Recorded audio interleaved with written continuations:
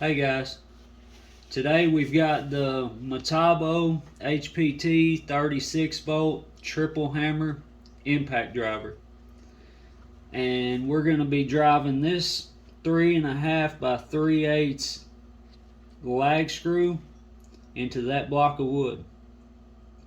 We don't anticipate having any issue driving this whatsoever, as long as that bit doesn't break.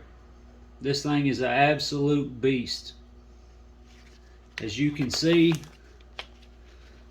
the battery is fully charged, and the driver is set to power mode. Now this also has a screw mode if you push this button and that green light comes on. So you've got low, medium, full power, and screw mode.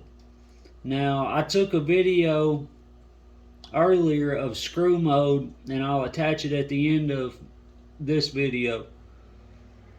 Alright, so back to power mode, and here we go.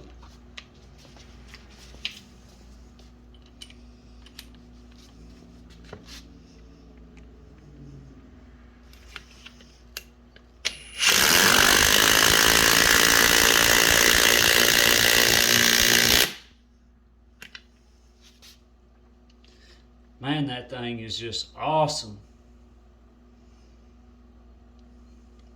Thanks, guys.